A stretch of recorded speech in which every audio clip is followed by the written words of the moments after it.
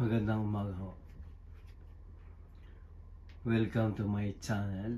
Babalikan ko na itong March 26, 1907. How God created heaven. Delight me, Basula. I understand that I am God and am one. I will dearly wish to show you more of my glory. Child, do you know how heaven was created? Yes, I have measured every width, height, and depth, and all dimensions are perfect. Every little living creature comes from me, and is truly mine. All life comes from me. My breath is life. Do you wish to learn more about my heavenly works?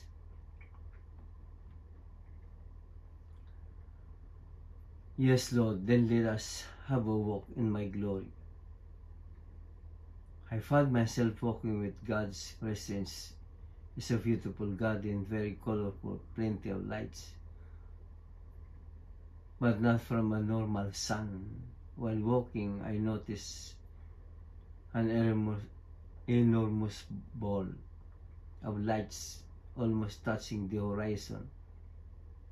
It was like a big sun, but one could look at it without having the eyes burnt.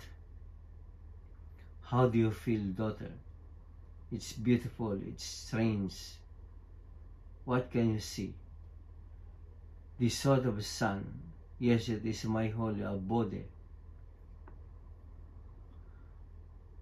And what can you see around that light? First it appeared to me that it was spots which moved around it, but then they turned out to be little angels encircling it. They appeared to be millions of them. They are cherubims encircling my holy glory. What else do you see? Some steps going inside the sun. Let us enter this light. Are you ready? Take off your shoes for me. Are entering on holy ground. We are now inside the light. I thought by entering I found myself inside very light, bright light. But no, everything was of blue color. But what struck me most is the silence and the feeling of peace and holiness. It was amazing. Inside all was a circle. Yes, it is circle. The wall around was no wall, but living things. There were angels, a wall of angels, enclosing like a dome.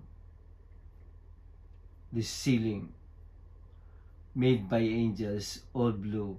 There were millions, billions, one stuck to the other. They were tall angels, one on top of other, stuck all together, forming a solid wall.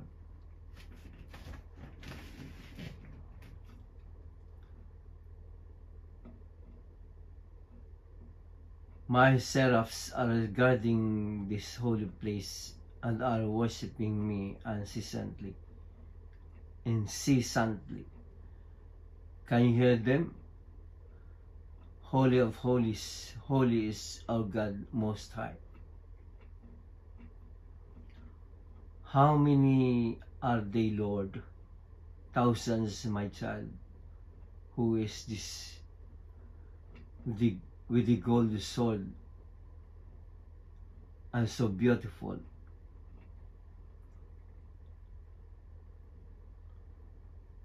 Basula, the sword is my word.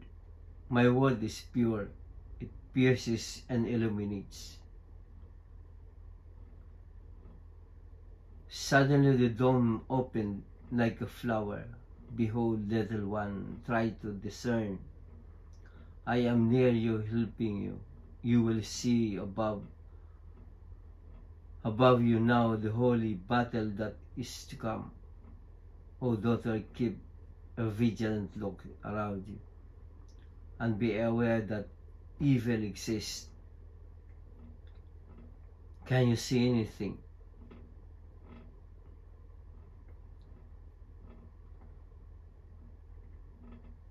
My arms will combat Satan and his followers, including all those that try to destroy my law.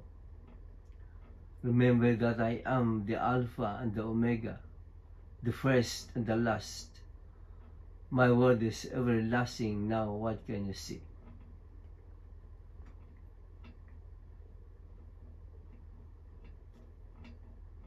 A reptile like a big snake which was thrown from a horse.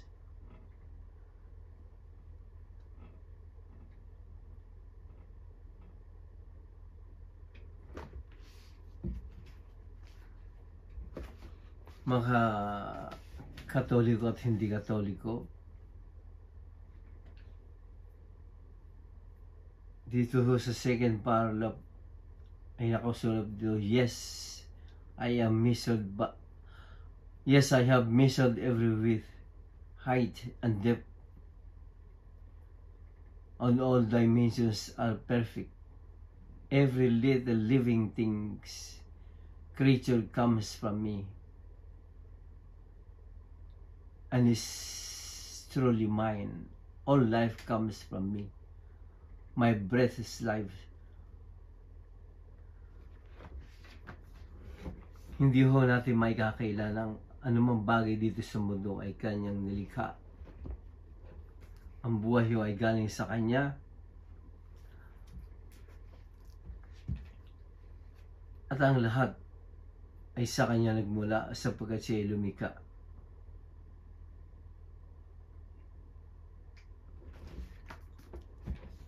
Mayroon ng mga taong sinasabing yung hindi hiyo naniniwala sa Diyos. Non-believers.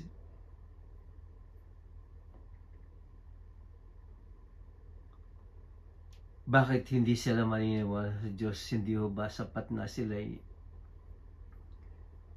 they exist in this world, therefore they have to believe there is God. All of us are created by God.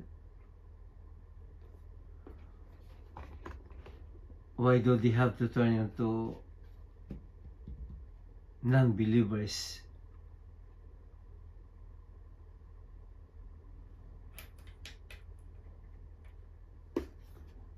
Hindi ho dapat nila sabihin yan pagkat ang lahat ng nilikha ng Diyos ay pinakikinabangan ho nila. Walang hindi. Sapagkat hindi lamang tayo nilikha ng Diyos na parang gano'n na lamang. Lumikha pa rin ng Diyos ng mga bagay na ating ikabubuhay. Mga pagkain na makakain ng tao, pati mga hayop na pwedeng kainin ng tao. Hindi ba nila pinakikinabangan yun? Dapat so isipin nila na hindi lamang tayo nilikha ng Diyos. At isa na ho sila dahil mga non-believers ho sila.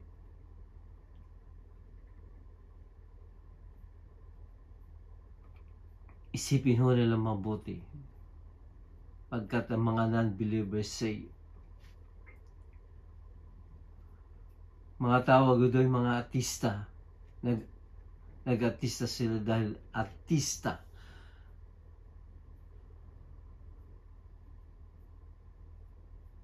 Dahil ayaw nila maniwalang may Diyos. Kung ganoon ho, dapat hindi ho sila niniwala na buhay sila. Dahil kung walang Diyos o walang buhay, wala tayong lahat.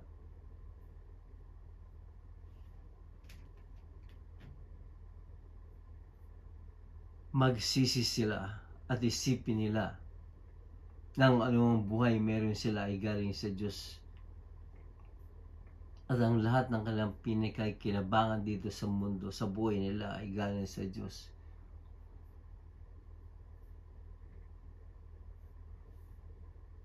Mga kakatoliko at hindi katoliko, lalo yung mga nag-aartista,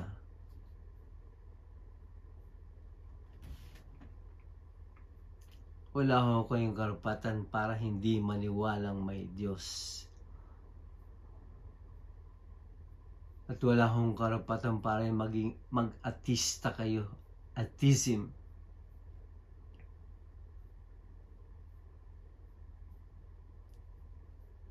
Sapagkat lahat ng buhay, lahat ng mga nilikha at ang kanyang hininga ay buhay.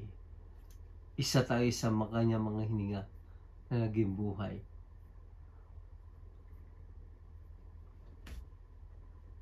Maraming salamat to at binalikan ko lang mo itong mensahe ito. Binigyan ko lang ho ng diin, ang buhay ay galing sa Diyos. At yung mga nag-aartista, isipin ninyo, isa kayo sa mga nilikha ng Diyos. Maraming salamat to. Pagpalain mo tayo ng Diyos, makapangyarihan sa lahat.